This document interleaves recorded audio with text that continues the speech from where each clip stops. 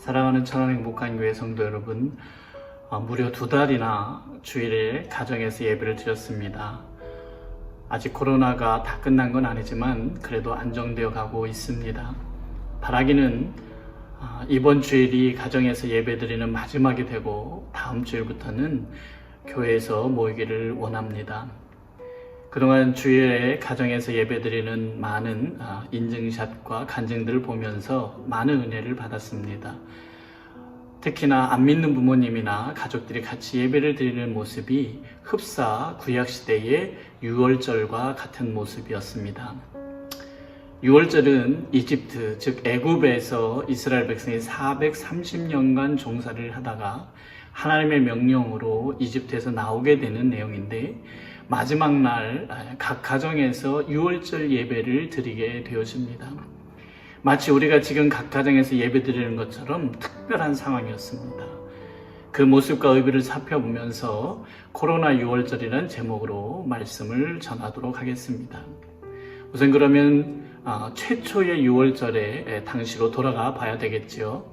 오늘 본문에 보면 이스라엘 사람들도 처음 겪어보는 430년 동안 애굽에서 이집트에서 생활을 했는데, 하나님께서 이제 그 이집트를 떠나라고 명령하시면서 아직 자기들이 한 번도 해본 적이 없는 유월절을 지키라고 하십니다. 유월절의 뜻을 먼저 살펴보면 영어로는 Passover라고 합니다. 이것은 건너뛰다, 즉 넘어가다, 이런 뜻입니다. 그러면 방법은 어떻게 했냐면 5가지 정도로 설명이 되는데, 첫째는 1년 된 수컷 암양이나 1년 된 수컷 양이나 염소를 잡아서 온 가족이 먹는 것입니다. 근데 만약에 그게 양이 너무 많으면 그 분량을 계산해서 이웃을 초대해서 같이 먹도록 했습니다. 2번째는 피는 먹지 말고 집 좌우 문설주와 상인방에 바르라, 이렇게 되어 있습니다. 좌우 문설주는 문의 양쪽 기둥이고, 상인방은 위에 있는 가로지르는 기둥을 의미합니다. 한마디로 말하면 문의 좌우와 상에 피를 바르라 라고 하신 것입니다. 3번째는 밤에 고기를 구워서 먹되 무교병은 뭐냐 하면 밀가루로 빵을 찌는 데에 이스트, 즉 누룩을 넣지 않는, 부풀지 않은, 여러분이 지금으로 보면 크래커 같은 그런 것이겠죠. 넣지 않고 또 쓴 나물과 같이 먹어라, 이렇게 했습니다. 고기는 구워서 먹고, 삶지 말고 구워서 먹고, 그리고 무교병과 쓴 나물을 함께 먹었습니다. 넷째는 고기는 삶지 말고 구워서 먹되 아침까지 남겨두지 말고 남은 것이 있으면 태워버리라고 했습니다. 5번째, 먹는 방법에서 5번째는 허리에 띠를 띠고 발에 신을 신고 그리고 손에 지팡이를 들고서 서둘러서 급히 먹어야 했습니다. 이렇게 하신 이유는 무엇일까요? 이스라엘 사람들도 이제까지 한 번도 이렇게 음식을 먹은 적이 없었고 이런 의식을 치른 적이 없었지만, 하나님께서 이제 이집트로부터 출애굽하게 하시면서 이런 명령을 처음으로 정말 겪게 하신 것입니다. 이유는 12절에 보면 나오는데요, 이집트의 우상 숭배와 이스라엘에 대한 박해 때문에 이집트의 처음 난 모든 것을 질병으로 징계하신다. 즉 이때에도 질병으로 처음 난, 사람에게서 처음 난 것이나 짐승에서 처음 난 것, 장자들은 모두 다 죽는 질병이 임하게 되어집니다. 12절에 보면 이집트의 모든 신을 벌하겠다, 하나님께서 그 이유를 분명하게 말씀하고 있습니다.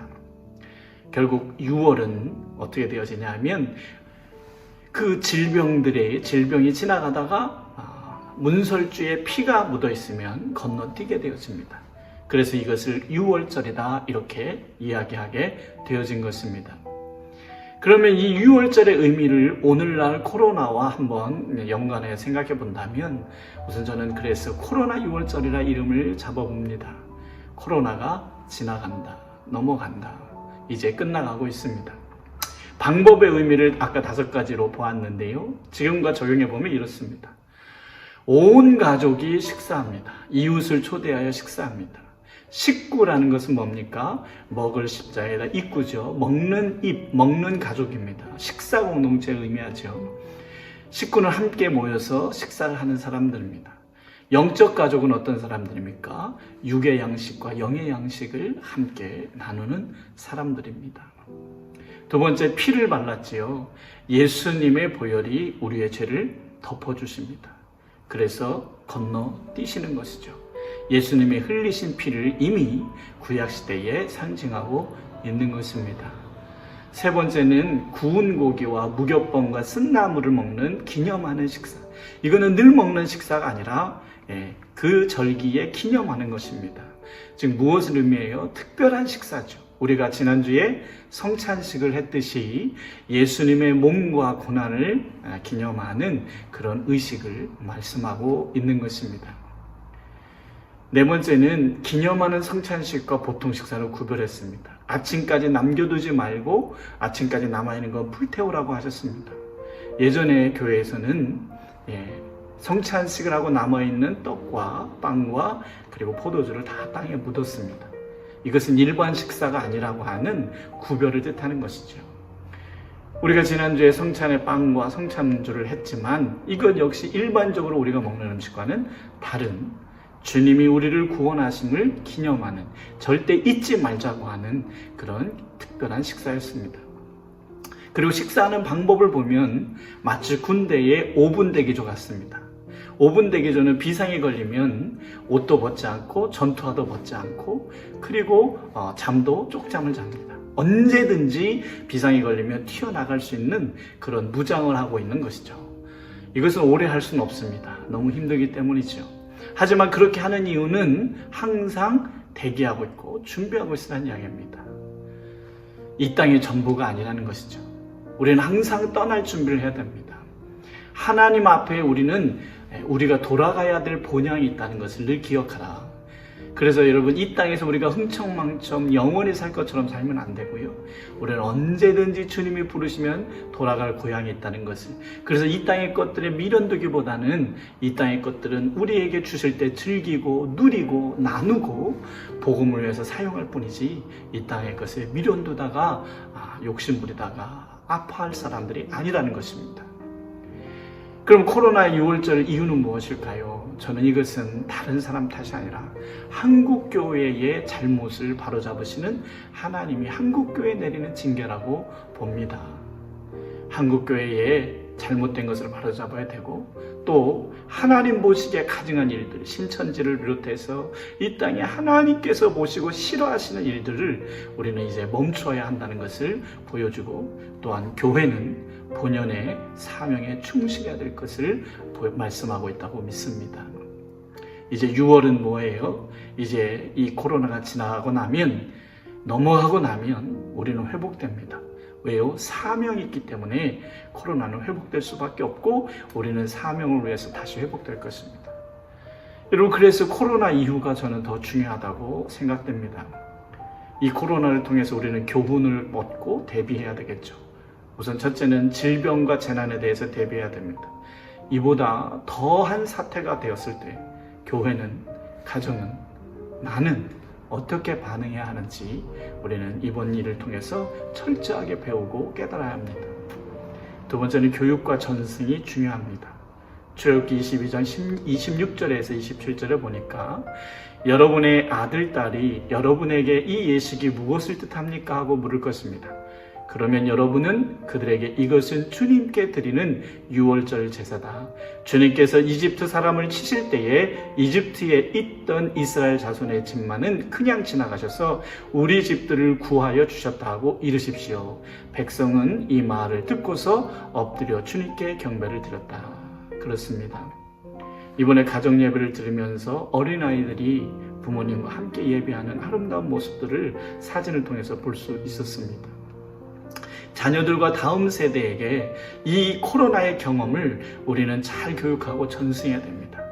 앞으로 부모가 떠났을 때, 부모 다음 세대에 우리들의 자녀들이 이제 기성세대가 되었을 때에 이보다 더한 일이 벌어질 수도 있는데 그때에 어떻게 우리가 반응하고 이겨나갔는지를 잘 전송해주고 그래서 가정예배와 목장 모임의 중요성을 가르쳐줘야 합니다. 세 번째는 받을 복을 준비해야 됩니다. 여러분, 이 코로나가 우리에게 재앙이었지만, 징계였지만, 이 코로나가 지나가고 나면, 물론 걱정하는 사람들이 많습니다만, 저는 반드시 우리에게 복이 온다고 봅니다.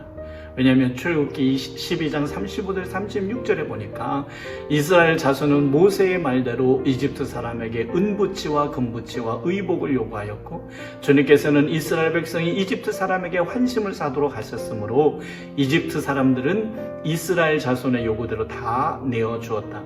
이렇게 하여 그들은 이집트 사람에게서 물건을 빼앗아 가지고 떠나갔다. 하나님은 이스라엘 백성을 피로 구원하셨고, 그들이 이집트에서 나올 때에 그냥 빈손으로 나오지 않게 하시고 오히려 이집트 사람들에게 요구하여서 받아가지고 나오게 했습니다. 왜 그랬을까요? 이 재앙을 통해서 이스라엘 백성을 애굽에서 나오게 하신 하나님의 목적이 있기 때문에 그런 것이죠. 재앙이 목적이 아니었고, 그들이 이제는 가나안 땅으로 가야 했고 거기에서 해야 될 사명이 있기 때문이었습니다. 그래서 그들에게 나오게 할 때에 빈손으로 나오게 하지 않은 것입니다. 마찬가지로 이번 코로나를 지나면서 우리 한국교회가, 그리고 여러분과 우리 교회와 우리 가정이 하나님 앞에 바르게 반응하고 우리의 사명을 깨닫기만 하면 하나님은 우리에게 복을 더하여 주실 것입니다. 많은 사람들은 걱정합니다. 경제가 더 어려워질 것이다. 그럴 것입니다. 하지만 그런 상황에서도 하나님이 쓰시고자 하는 교회, 쓰시고자 하는 사람들에게는 복을 더 주신다는 거예요. 왜요? 사명을 위해서입니다. 그러므로 여러분, 이제 한국교회는, 우리 교회는, 우리 가정은 하나님의 사명을 반드시 깨닫고 그 일을 위해서 살아가야 합니다.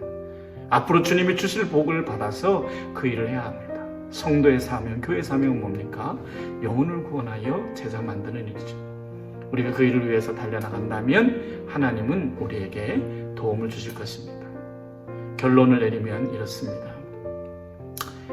이번 코로나 6월절을 우리가 기념하면서 대비하자라고 하는 것입니다.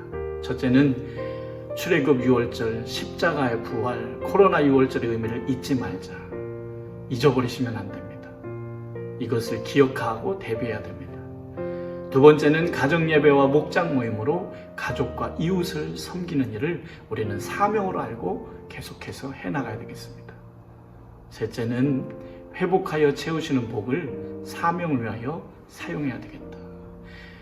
영혼을 구원하는 일에, 다른 영혼을 섬기는 일에 우리가 사용한다면 주님은 더 채우실 줄로 믿습니다. 하나님은 결코 낭비하지 않으십니다. 이번 코로나도 절대 낭비하지 않으신 겁니다. 이것을 우리가 깨닫고 한국교회가 우리가 제대로만 반응한다면 하나님은 우리를 더 사용하시고 우리에게 더 복을 주시고 우리가 더 영향력 있는 사람들이 되게 하실 줄로 믿습니다. 그래서 저는 이번 이 코로나가 6월 되어진다, 6월절이라고 그렇게 생각되어지고, 여러분이 각 가정에서 드리는 예배의 모습이 마치 정말 유태인들이 그렇게 가정에서 자녀들과 예배하며 나누는 모습처럼 보였습니다. 여러분, 이제 앞으로 우리는 이런 일들을 더 많이 나누고 전하게 될 줄로 믿습니다. 이제 여러분, 하나님께서 회복시키실 것과 여러분에게 주실 복을 대비하시고 준비하시고 그것을 통해서 하나님의 사명을 이루는 저와 천안의 목회교회가 되기를 간절히 축복합니다. 감사합니다.